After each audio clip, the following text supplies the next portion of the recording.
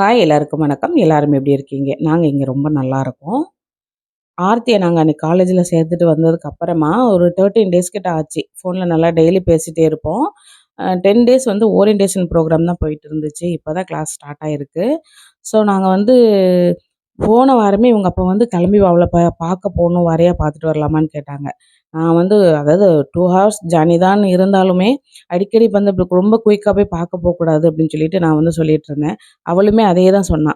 "இப்ப தானப்பா விட்டுட்டு வந்திருக்கீங்க. அதுக்குள்ளேயுமே வந்து பார்க்க வர வேண்டாம். வேஸ்ட்டு செலவு தானே" அப்படின்னு சொல்லிட்டா. சரின்ட்டு நெக்ஸ்ட் சாட்டர்டே கண்டிப்பா போணும் அப்படின்னு சொல்லிட்டு ஒரே பிடிவாதமா இருந்தாங்க இவங்க அப்பா. அது என்ன காரணம் அப்படிங்கிறத பின்னால நான் சொல்றேன். இந்த சண்டே அன்னைக்கு தான் நாங்க கிளம்பி போனோம் ஆர்த்திய பார்க்குறதுக்கு.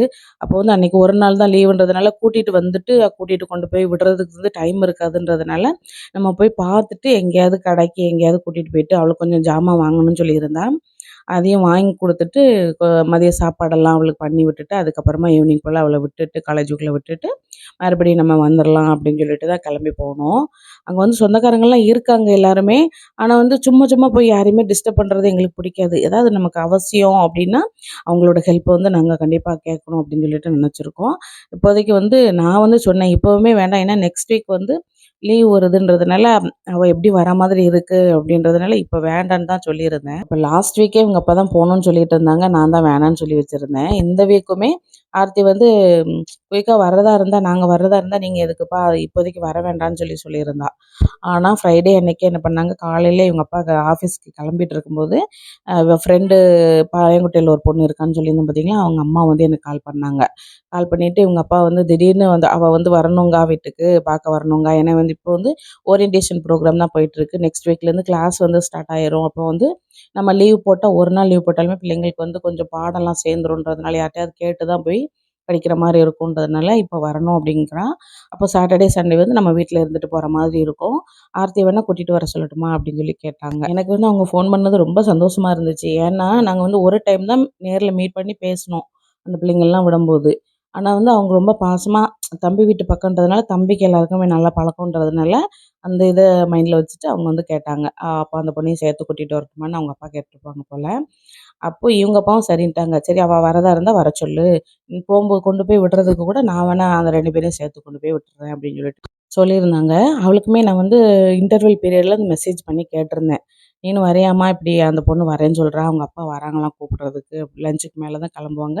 ஈவினிங் காலேஜ் முடிச்சதுக்கப்புறம் வரியான்னு?" கேட்டதுக்கு, அவ அவங்க ஃப்ரெண்ட்ஸ்ட்டலாம் மத்த ஃப்ரெண்ட்ஸ்ட்டலாம் டிஸ்கஸ் பண்ணிட்டு, அப்ப அவ வந்து, "இல்லம்மா இப்போதைக்கு வரல. நெக்ஸ்ட் வீக் வர மாரி இருக்குல்ல. அதனால இப்போ வரல" அப்படின்னு சொல்லிட்டா. இவங்க அப்பா நானும் சொல்லிட்டேன் அவங்ககிட்ட. சரின்னு சொல்லிட்டாங்க அவங்க. இவங்க அப்பா என்ன உடனே திட்ட ஆரம்பிச்சுட்டாங்க. "நான் லாஸ்ட் வீக்கே போய் பார்க்க போறேன்னு சொன்னேன். எனக்கு வந்து பிள்ளைய தேடுது. நீ தான் 4 நாளைக்குள்ள போகாத, 10 நாளைக்குள்ள போகாதன்னு சொல்லி என்ன வந்து போக்கூடாதுன்னு சொல்லிட்டியேன்னு" திட்ட ஆரம்பிச்சுட்டாங்க. "இந்த வாரம் ஞாயிற்றுக்கிழமை என்ன ஆனாலும் பரவாயில்ல. நீ வந்தா வா, வராட்டி போ. நானும் நவீனும் போய் அவள பார்த்துட்டு ஏதாவது ஷாப்பிங் கூட்டிட்டு போயிட்டு மதியம் லஞ்ச் எல்லாம் முடிச்சு அவள விட்டுட்டு வருவோம்" அப்படின்னு சொன்னாங்க. உடனே நான் எப்படி வராம இருப்பேன் அப்படின்ட்டு, "நீங்க கிளம்புறதா இருந்தா நானும் வரேன்" அப்படின்னு சொல்லிட்டு அவள்ட்ட சொல்லிட்டோம். அப்ப அப்பா வந்து சண்டே பார்க்க வரட்டுமாம்மான்னு கேட்டதுக்கு, அவ வந்து "சரிப்பா வாங்க" அப்படின்னு சொல்லிட்டா. ஆனா வாரேன்னு சொல்லிட்டு ஏமாத்திறாதீங்க அப்படின்னு சொன்னா. ஸோ வந்து நாங்க காலையிலேயே கிளம்பிட்டோம். காலையில வந்து பிளான் பண்ணது என்ன அப்படின்னா, ஏன்னா டைம் வந்து கம்மியா தான் இருக்கும். ஏன்னா ஈவினிங்குள்ள வந்து உள்ள விடுற மாரி இருக்கு அப்படின்னு ரூல்ஸ் சொல்லியிருந்தாங்க.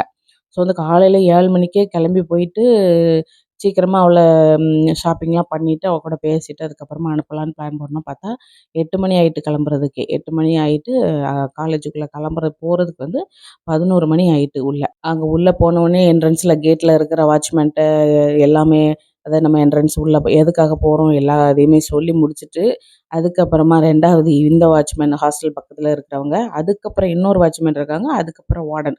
அதாவது கிட்டத்தட்ட 4 அடுக்கு பாதுகாப்பு மாரி எல்லார்கிட்டயுமே சொல்லிட்டு, நம்ம உள்ள போற டைம் எல்லாம் நோட் பண்ணி குடுத்துட்டு, அவ அங்கேருந்து பாஸ் வாங்கிட்டு வந்து, அவங்ககிட்ட வார்டன் கிட்ட எல்லாம் ஃபோன்ல பேசி, உள்ள போய் அவள பார்க்கறதுக்கு 11:00 ஆயிட்டு.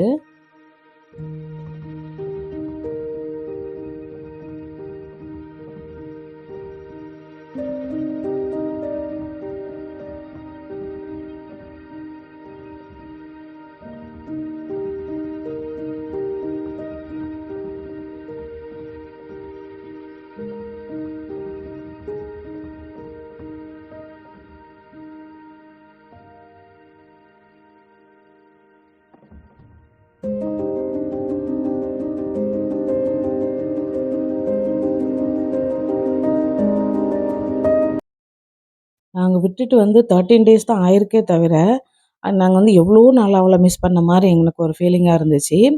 அந்த காலேஜ்ல நான் அவள விட்டுட்டு வரோம் அப்படின்னு சொல்லிட்டு அந்த ஒரு வீடியோ போட்டிருந்தேன் இதுக்கு முன்னால. அந்த வீடியோவுக்கு வந்து நெறைய பேர் வந்து ரொம்ப எமோஷனலா இருந்துச்சு. ரொம்ப டச்சிங்கா இருந்துச்சுன்னு சொல்லிட்டு நெறைய பேர் மெசேஜ் பண்ணியிருந்தீங்க.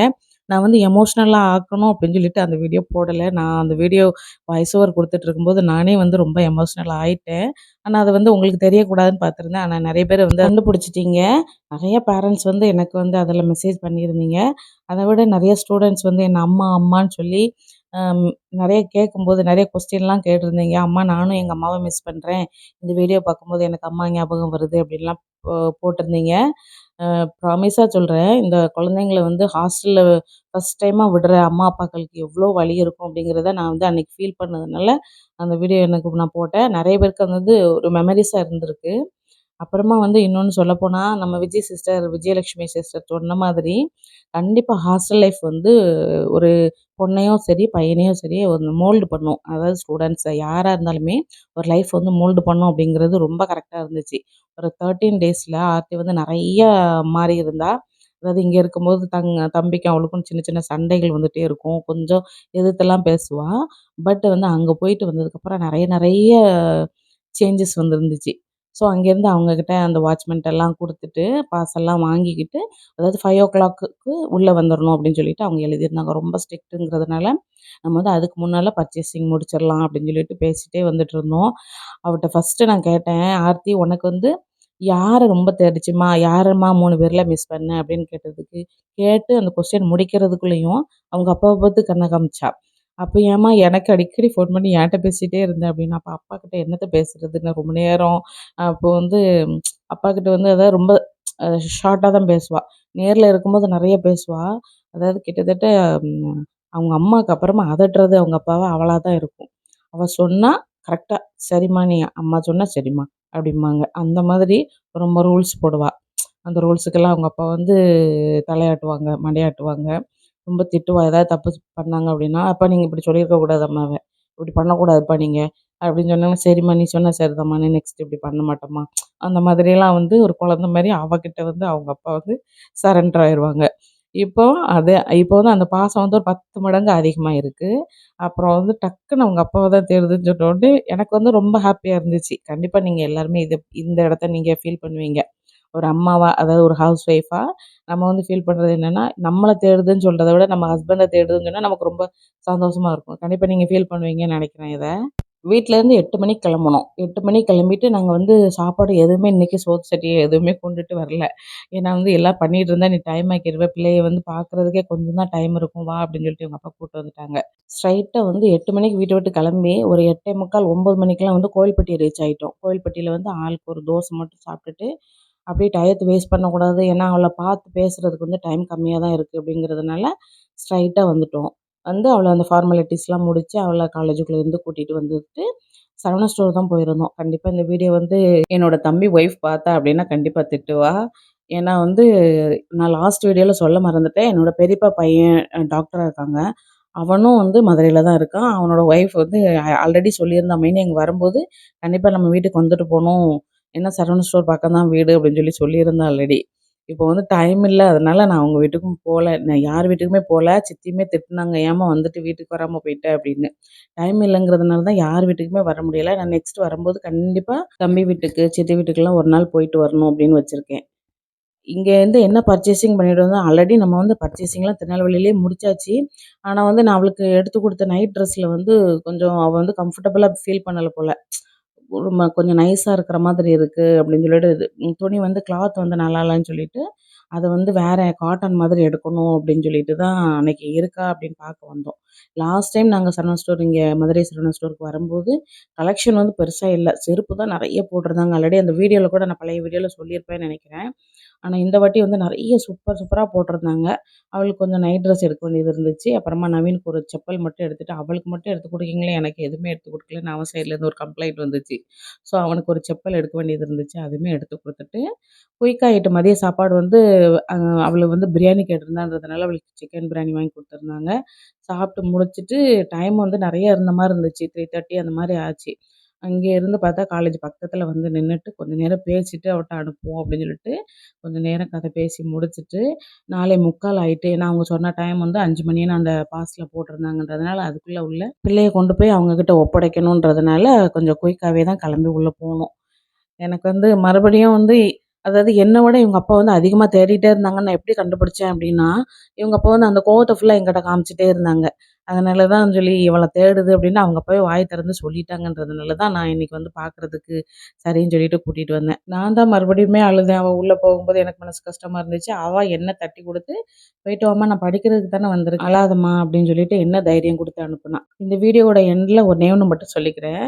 அம்மா, அப்பாவ பிரிஞ்சு ஹாஸ்டல்ல வாழ்ற எல்லா குழந்தைங்களுக்கும், அது ஆம்பள பிள்ளையா இருந்தாலும் சரி, பொம்பள பிள்ளையா இருந்தாலும் சரி, எந்த ஆம்பிஷனுக்காக எங்கள விட்டு நீங்க பிரிஞ்சு படிக்கிறதுக்காக இப்படி தனியா வந்திருக்கீங்களோ, உங்களோட அந்த கனவு வந்து நல்லா நிஜமாகணும் அப்படின்னு சொல்லிட்டு ஒரு அம்மாவா நான் வந்து விஷ் பண்ணிக்கிறேன். எல்லாரையுமே வாழ்த்துறேன். அதற்கான சக்திய வந்து இந்த யூனிவர்ஸ் வந்து உங்களுக்கு எல்லாருக்குமே குடுத்துட்டே இருக்கட்டும் அப்படின்ட்டு வேண்டிட்டு, இந்த வீடியோவோட எண்டுக்கு வந்தாச்சு.